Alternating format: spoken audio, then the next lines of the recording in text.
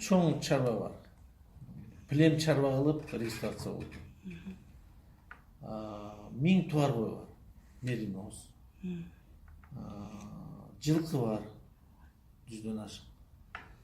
Мында карамалдык коет, уйлар бар 50-60. Таза кандуу жылкылар бар. Ошол мүмкүн бизнес. Калган мүлктүн баары тең, мисалы үчүн аялымга оформить эткен, албетте мага да айырмасы жок. Аялым менен экөөбүз бар.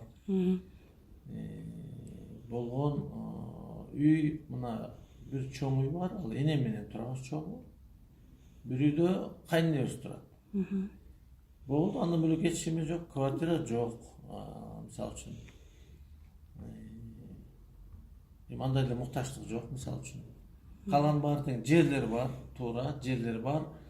Уулумда оформленный 18 гектар жер бар, сугат жерлер. Эми мал чарба болгондон кийин вот. Анан эми жылына түшкөн доход, эми ал жерде дагы объективно жаздым. Мен декларациямды 1-күндөн баштап толтуруп келдим. Кымбат баалуу машинелер, булар эми аялдын машинеси бар. Эми канча жылдан бери айдап жүргөн. Ал машина масло жаңы машина эмес. Ал эле баягы бирин сатып үстүнө бирин шапкасын менен кийиштирип окуп аткандай. Ошондой машина бар. Жүк ташуучу техникалар бар. Чарба кандай берет? Сейлка бар, сохо бар дегенде. Ошол жер улма оформлен 18 гектар жер бар, суат жер. Мен өзүмдө 27 гектар жер бар. Алда суат жер. Ал жер көп жыл болду алганыма. Бул жерде ошол чөп өстүрөбүз, жанагындай эгин эгебиз. Мал чарбачылык. Анан кымбат баалуу жылкылар бар. Алар таза кандуу араб породасы, английский породачылар бар. 3 кашар бар. Уулумку, меники, өзүм баары тең декларация жазылган. Бул жерде жашоо нерсе жок. Мен жашап аткан үй жөнөкөй үйлөр. Особняк болуп, мындай өтө шик деген, анан үйгө деле чыгып силерди көрсөтөм. Кайненемдин атында уже тетиги Бакиевтердин учуна. Анан апам жашайт, апамга көрсөтүлгөн.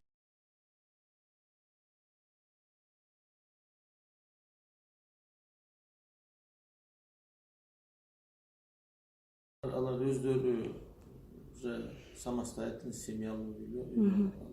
Кичи уулуңуз дагы?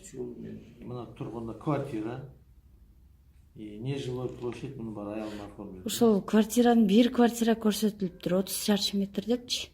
Бирок ошо Байтик Баатыр көчөсү 65 деген даректе бир 5 квартира жубайыңыздын атына катталыптыр да. Анан дагы бир 2 квартира жубайыңыздын бир тууганына катталыптыр. Агасы иниси билбейм. Эми ошол жер биз азыр жарым ошолорго оформлен, жарым бизге. Анан кийин толук эле бизге деп жазып койгон. Ошол эми. Бир квартира деппи? Бар ошо бүт могу жерде общий площадь полностью ошо 30 квадрат метр деп жазылып турат да бу жерде квартира. Бул однокомнатный эле квартира болуп калат да 30 квадрат метр деген. А тиги жерде 5-6 квартира чыгат экен да, госрегистрдин реестриненчи. Бир эме турат, экөө кафе кылып, биринчи этажда, экинчи этажда ал бар тең. Нежилой. Нежилое помещение катары. 30 квадратта жүрөт, 73. Мынакей апамдын эмеси жүрөт. Эки үй мынакей.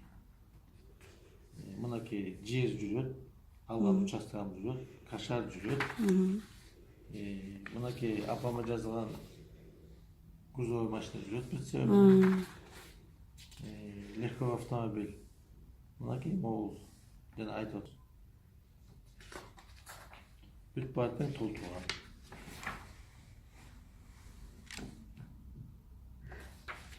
Ушунда кайсы машине жазылып жүрөт азыр? Сиз айдап жүргөн машине жазылганбы? Эми азыр мен айдап жүргөн бир кудам машинеси. Бул эми мындай Eski эле машина, крутой машина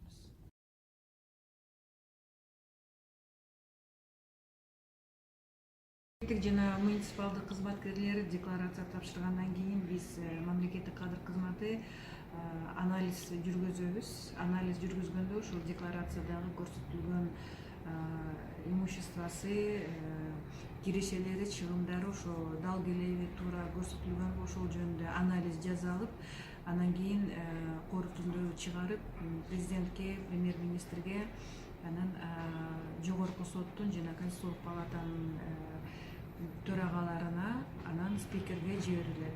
Мындан тышкары ошол анализди мамлекеттик кадр кызматы жана прокуратура